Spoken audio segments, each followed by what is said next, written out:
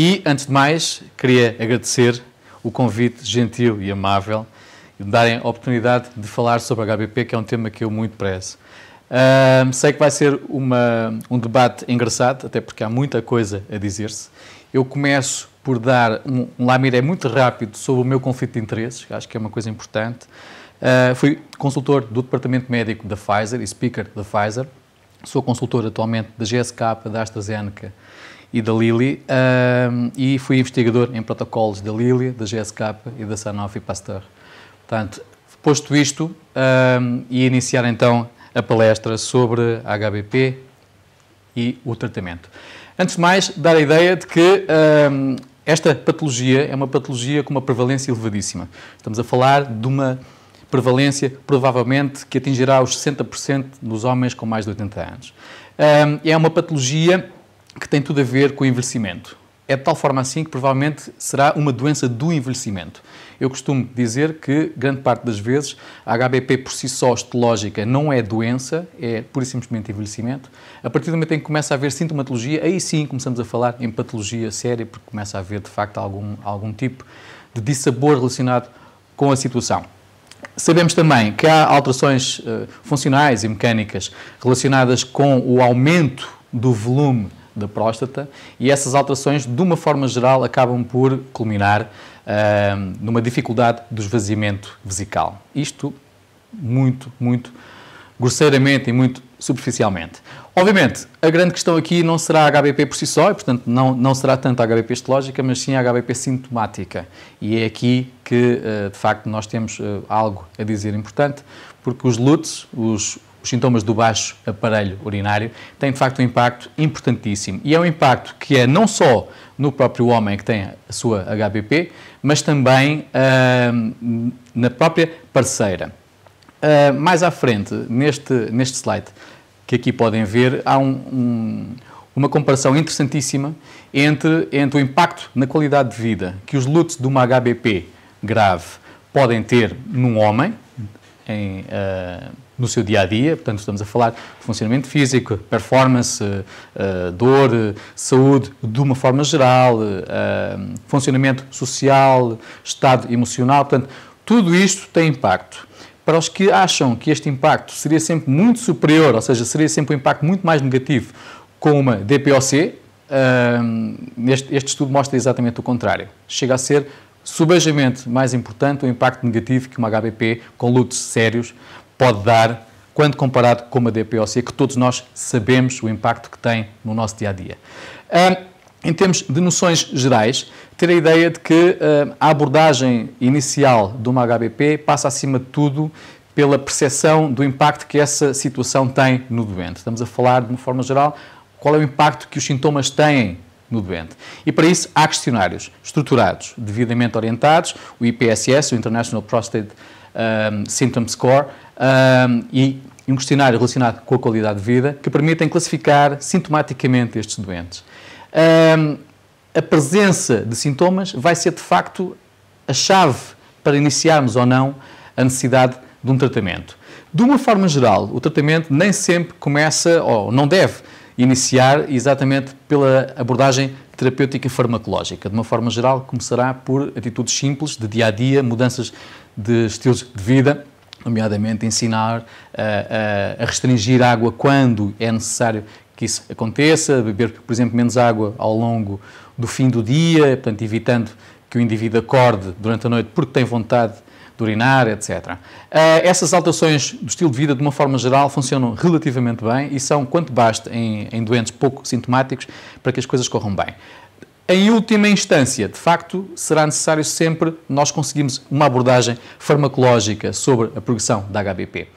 De notar que os grandes objetivos na abordagem da HBP começam com a melhoria dos sintomas e, portanto, imediatamente a qualidade de vida a melhorar e evitar, acima de tudo, a progressão da doença e a chegada aos objetivos que a doença acaba por condicionar, que são as complicações típicas desta. Relembrar alguns aspectos que são importantíssimos para que depois a discussão seja mais nítida.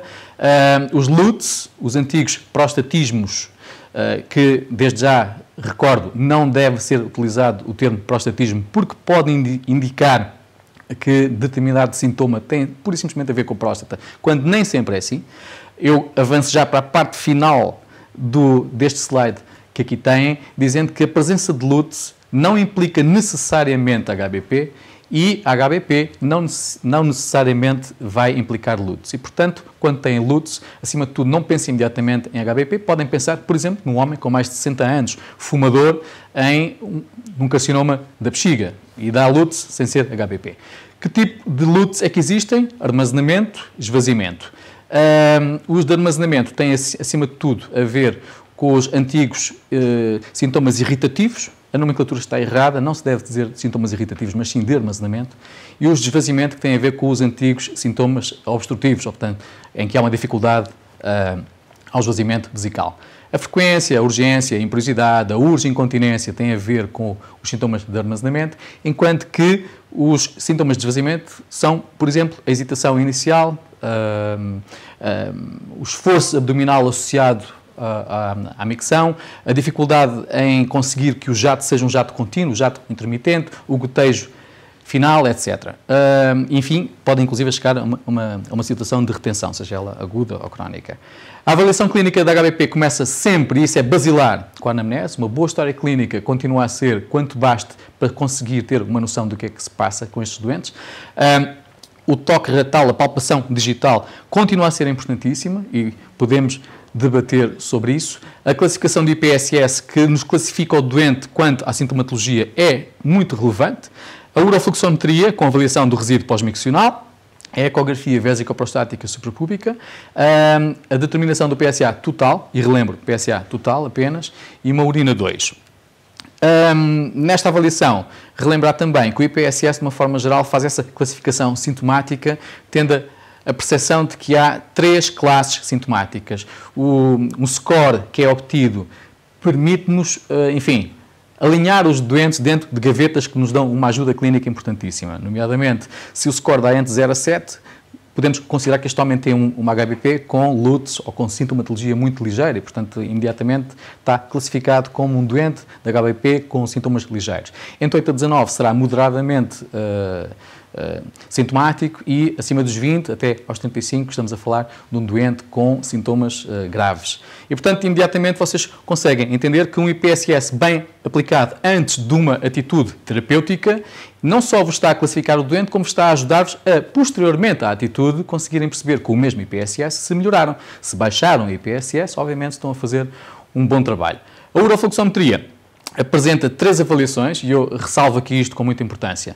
As únicas 3 avaliações possíveis de um relatório de urofluxometria são se o Q máximo é abaixo dos 10 ml por segundo, este doente provavelmente tem obstrução. Se o Q máximo, que é a velocidade máxima do fluxo por segundo, urinário, como é evidente, está entre os 10 e os 15 ml por segundo, então aí é um exame duvidoso. Eu não posso aferir rigorosamente nada sobre este exame, deve ser, inclusive, repetido. E se, de facto, o QMAS está acima dos 15 ml por segundo, teoricamente, até prova em contrário, há uma ausência de obstrução. Mas este exame não é diagnóstico, é apenas indicativo e, portanto, nem sequer deve ser tido apenas como um exame único, feito uma única vez e não é diagnóstico. Aqui há alguns exemplos. À vossa esquerda, no primeiro, tem o que qualquer homem acima dos 45 anos gostaria de ter de fluxo durante o resto da sua vida, portanto, o bell shape típico, a forma de sinete impecável, com uma abertura rápida do colo, com atingimento rápido do Qmax, que é acima dos 15 ml por segundo, e uma descida rápida no esvaziamento, como deve ser. No meio, já entendem que este fluxo é um fluxo de um homem com uma obstrução séria, e à direita, o fluxo que raramente é diagnóstico, mas que é altamente indicativo, por exemplo, de uma estenose uretral, em que vocês veem que há um platô contínuo durante o traçado. Que opções farmacológicas é que esta NOC nos fala? Imediatamente, dois grandes tipos de fármacos que são basilares. Os alfa-bloqueantes e os inibidores da 5-alfa-redutase. É evidente que depois há a possibilidade de combinação, e é isto que depois é discutido. A combinação pode ser feita com alfa-bloqueante e os 5-ARI, portanto os inibidores da 5-alfa-redutase, ou com alfa-bloqueantes e anticolinérgicos. Mais à frente vamos falar exatamente sobre isso. Os alfa-bloqueantes continuam a ser as terapêuticas gold standard no que diz respeito aos sintomas, principalmente de esvaziamento, e são muito eficazes na sintomatologia. Têm um efeito rápido, que pode ir desde algumas horas a 3 ou 4 dias. Portanto, o início da ação é muito rápido. Os efeitos secundários, acima de tudo, têm a ver com não só o perfil de bloqueio de receptores alfa, e, portanto, tem um efeito vasodilatador, como tem efeitos a nível da esfera sexual, nomeadamente a ejaculação retrógrada. E isto é um aspecto particularmente importante, principalmente se forem homens jovens que estão a tentar engravidar a parceira. Em relação ainda à concomitância com outro tipo de fármacos, é importante ter a percepção de que o efeito potencialmente hipotensor que estes fármacos alfa-bloqueantes têm, tem que ser relembrado sempre que vocês estão a falar de homens mais idosos, de homens potencialmente hipotensos ou de homens que estão a fazer outros fármacos com efeito anti-hipertensor, nomeadamente os IECAs, bloqueadores dos canais de cálcio, etc. Importante a reter é que, embora sejam excelentes na sintomatologia, não fazem rigorosamente nada na interferência com a história natural da HBP. Portanto, a história natural da HBP continua a progredir.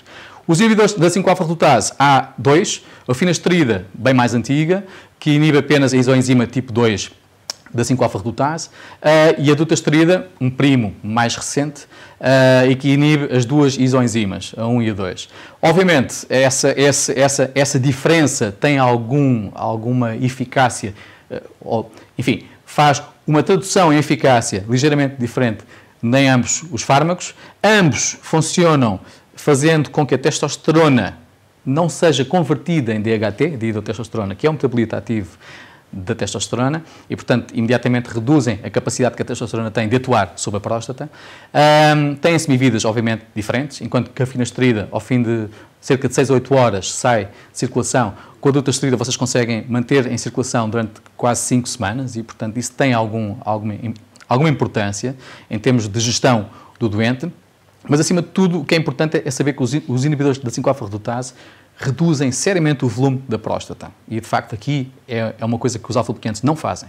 Reduzem o volume da próstata até cerca de 25%, o que é, de facto, importante. Reduzem também o PSA total, mas reduzem de uma forma falsa. Já iremos lá, e é importante ter essa ideia, reduzem para cerca de 50% ao fim de 6 meses a 12 meses. Mas, acima de tudo, o mais importante disto tudo é que reduzem, de facto, o risco de ter que ser avaliado por episódio de retenção urinária aguda e reduzem o risco de cirurgia. Isto, de facto, é de muita importância. Tem, não há bela sem senão, efeitos sobre a esfera sexual, e isso é um dado que tem que ser relevado sempre que se fala com um doente e que há esta hipótese posta em cima da mesa, e esses sim, alteram a história natural da HBP. Este estudo, o COMBAT, que vocês têm no slide agora, mostra exatamente o porquê das terapêuticas de associação. O MTOPS inicialmente fez exatamente uma coisa do mesmo género, tentou mostrar que a doxazosina, juntamente com a finasterida, conseguia um efeito melhor do que só em monoterapia. O COMBAT atualmente mostra isso com muito maior relevância, muito maior eficácia, e é perfeitamente evidente que a associação é superior a qualquer uma das monoterapias, no que diz respeito, por exemplo, ao IPSS, que eu aqui tenho. Os anticolinérgicos são um grupo de fármacos específicos, atuam bloqueando os receptores muscarínicos da bexiga, e têm um problema, é que, obviamente, por atuarem a este nível, reduzem a contratilidade muscular. E é aqui que temos um problema. Obviamente, o que eu quero deles é que eles façam esta redução desta contratilidade. Mas há que ter muito cuidado, porque em homens que tenham LUTs e que tenham nitidamente uma barragem infravesical, ou seja, que estejam a urinar francamente mal, o risco de pôr um anticolinérgico neste homem e deste homem acabar rapidamente com uma algália por retenção urinária aguda precipitada pelo fármaco existe. Há que ter alguns cuidados neste aspecto e, portanto, sempre que tiverem homens com um resíduo pós-miccional elevado, tomem algum cuidado. Estes homens provavelmente sofrem um sério risco de poder estar medicados com anticolinérgicos nesta situação.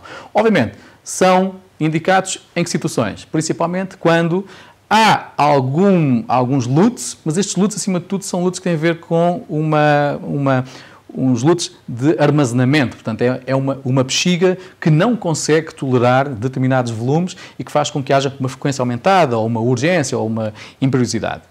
sendo que, nestas condições, o alfa-bloqueante não foi capaz de, sozinho, em monoterapia, fazer o que era suposto e, portanto, precisamos de uma ajuda extra. Este é o fluxograma que vocês têm aí, é o fluxograma que aparece exatamente na NOC. Penso que não valerá a pena agora estarmos a dissecá-lo todo. De qualquer forma, ter a ideia, uma vez mais, que o que é basilar aqui, e começa logo no início, é a presença de sintomas. Ponto. Não há HBP com estratégia terapêutica farmacológica sem sintomatologia.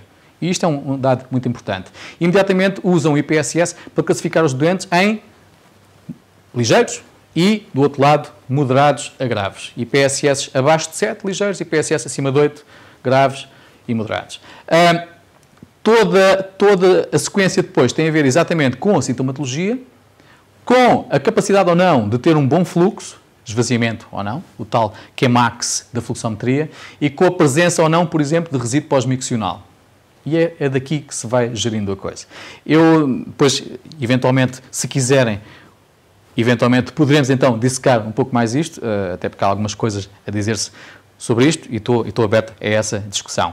Por último, e não podia, sendo urologista, deixar escapar esta oportunidade, continua a haver uma opção cirúrgica e, obviamente, as indicações são subejamente conhecidas. Eu falo aqui de uma forma simples, que de uma forma geral a indicação mais frequente atualmente do ponto de vista urológico continua a ser os lutos sintomáticos refratários à terapêutica médica. Essa é a razão principal de ser, muitas vezes avançamos para a cirurgia, mas é preciso lembrar que também há doentes que dizem eu não quero mais medicamentos, eu não quero gastar dinheiro, eu não quero andar encharcado em fármacos, eu quero imediatamente ser operado. E, portanto, é muitas vezes uma opção do próprio doente. As indicações absolutas continuam a ser as mesmas, de há muitos anos, felizmente. Retenção urinária refratária, um homem que entrou em retenção urinária, que eu tentei desalgalear e não é possível, e continua nisto. A infecção urinária recorrente, relacionada com os lutos de HBP, obviamente, a hematúria recorrente refratária à terapêutica médica com inibidores da 5-alfa-redutase, a presença de divertículos ou de litíase vesical e a insuficiência renal aguda ou crónica relacionada com a sua HBP.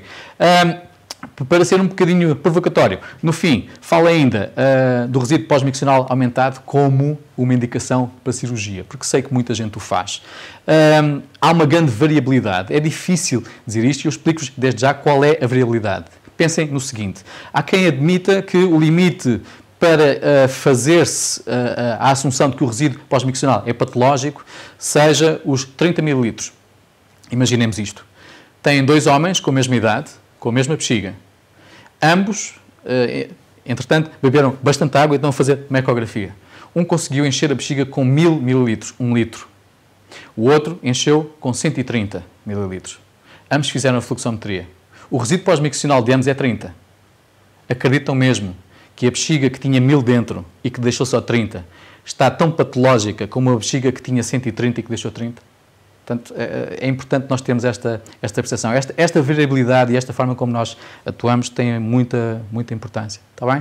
Eu espero que tenha sido subejamente eficaz e rápido. E agora passa a palavra ao Dr. Carlos. Muito obrigado. Muito bem.